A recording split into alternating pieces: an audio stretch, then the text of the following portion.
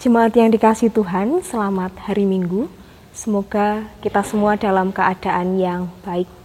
Perenungan kita pada hari ini berdasarkan bacaan leksionari Minggu 3 Mei 2020 dengan bacaan utama diambil dari Yohanes 10 ayatnya yang pertama sampai ayat yang ke-11 yang sudah kita baca melalui keluarga masing-masing. Jika saya bertanya kepada saudara-saudara, apa itu hidup berkelimpahan? Kira-kira apa yang muncul dalam benak saudara-saudara sekalian? Mungkin ada di antara kita yang berpikiran bahwa hidup berkelimpahan itu artinya hidup dengan bergelimangan harta. Mungkin juga ada di antara kita yang berpikiran bahwa hidup berkelimpahan artinya adalah hidup dengan kebutuhan yang serba tercukupi atau bahkan melimpah ruah. Pada ayatnya yang ke-10, Yesus mengatakan bahwa dirinya akan datang untuk membuat kehidupan manusia berkelimpahan. Nah, apakah yang kita pikirkan tentang hidup berkelimpahan sudah sepaham dengan apa maksud Yesus tersebut? Saudara-saudaraku yang dikasihi Tuhan, komitmen Yesus yang tertulis pada ayat yang ke-10 merupakan misinya yang hadir sebagai seorang gembala bagi umat manusia.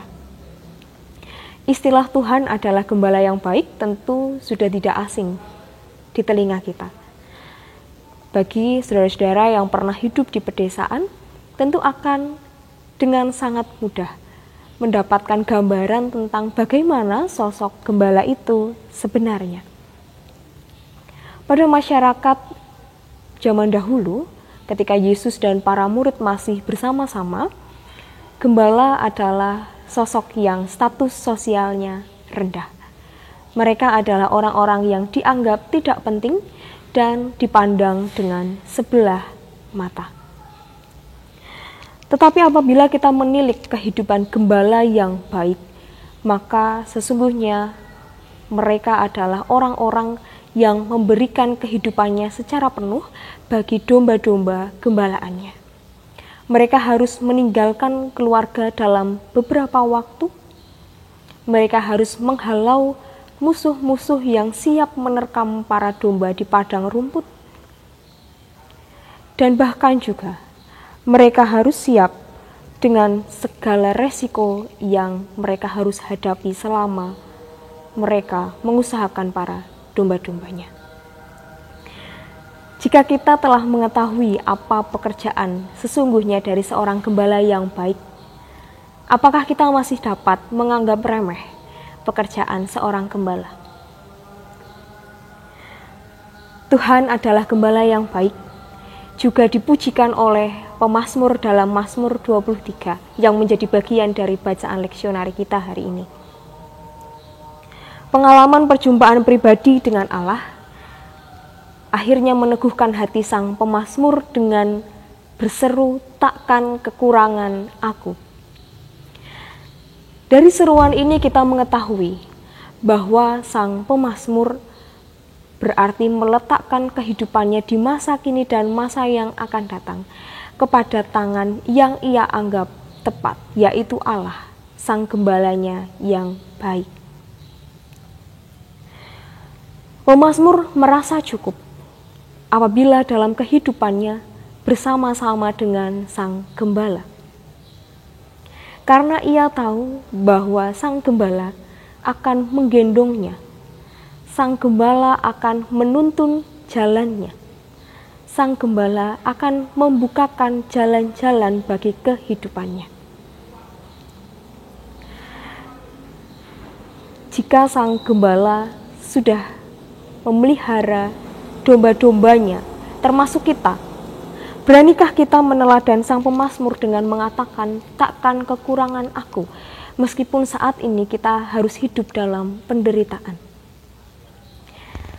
Ada orang-orang di sekitar kita yang harus kehilangan pekerjaannya. Ada orang-orang di sekitar kita yang harus kehilangan penghasilan. Bahkan ada orang-orang di sekitar kita yang harus kehilangan anggota keluarganya. Dan tidak sedikit pula, oleh karena situasi yang tidak menentu ini, ada orang-orang yang kehilangan damai sejahtera dalam kehidupan mereka. 1 Petrus 2 ayatnya yang ke-19 sampai 25 yang juga merupakan bagian dari bacaan kita pada hari ini. Justru melihat penderitaan bukanlah sebagai sebuah hukuman atau hal-hal negatif lainnya. Surat 1 Petrus 2 justru menyaksikan bahwa penderitaan adalah anugerah dari Allah. Bagaimana mungkin kita bisa memahami bahwa penderitaan yang kita alami, yang dengan susah payah kita harus hidupi, justru adalah anugerah dari Allah. Rupa-rupanya sang penulis surat Petrus mengetahui dengan persis bahwa Kristus, Yesus yang telah hidup sebelum kita, sesungguhnya kehidupannya telah menghadapi penderitaan terlebih dahulu dibandingkan kita sebagai umatnya. Yesus menanggung penderitaan yang tidak mudah. Kita menyaksikan dalam peristiwa-peristiwa penyaliban kematian Yesus.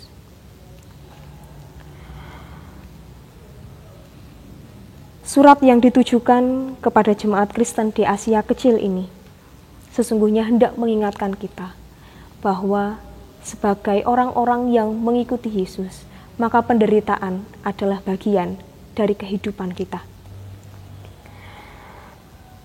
Melalui penderitaan, Allah mengajarkan kepada kita begitu banyak hal. Melalui penderitaan yang kita alami, Allah sedang menempa diri kita. Allah sedang mengajar kita untuk meneladani kehidupannya. Sehingga dalam segala masa kehidupan yang kita alami, kita sungguh tidak merasa kekurangan. Sebagai sebuah persekutuan, Kisah Para Rasul 2 ayatnya yang ke-42 sampai 47 yang juga menjadi bagian dalam bacaan kita, berkisah tentang sikap hidup jemaat yang perdana. Dalam Kisah Para Rasul 2 ada istilah yang menarik, bahwa rupa-rupanya jemaat hidup dalam ketekunan. Mereka bertekun dalam pengajaran, mereka bertekun dalam persekutuan. Bertekun dalam bahasa Yunaninya adalah proskartereo, yang sesungguhnya artinya lebih dari sekedar bertekun. Dalam proskartereo itu ada mendedikasikan diri, ada memberi fokus dan memusatkan diri kepada hal-hal tertentu. Itu berarti bahwa sesungguhnya ketika jemaat perdana bertekun dalam kehidupan persekutuan mereka, mereka sedang memusatkan diri, mereka sedang memberikan diri mereka untuk persekutuannya. Jemaat yang dikasihi Tuhan, melalui kisah jemaat perdana, kita dapat mengetahui bahwa pemberian diri kepada Allah menghasilkan sikap hidup yang mengusahakan kehidupan bersama di dalam kasih, terutama ketika kita hidup di tengah penderitaan. Penyerahan diri kepada Allah Sang Gembala Agung akan membawa kita ke dalam hidup yang berkelimpahan. Tentu bukan dalam arti bergelimang harta atau kebutuhan yang serba tercukupi, melainkan hidup berkelimpahan yang berarti bahwa kita merasa cukup, kita merasa aman dan damai sejahtera karena kita telah menyerahkan diri sepenuhnya kepada Allah Sang Gembala yang Agung, sehingga kita takkan kekurangan apapun yang kita perlukan, karena Allah telah menyediakan dan Allah telah merencanakan segala sesuatunya bagi kita, domba-domba yang dikenalnya dengan baik. Allah Sang Gembala Agung senantiasa menuntun kehidupan kita semua. Tuhan menuntun dan menopang kita. Amin.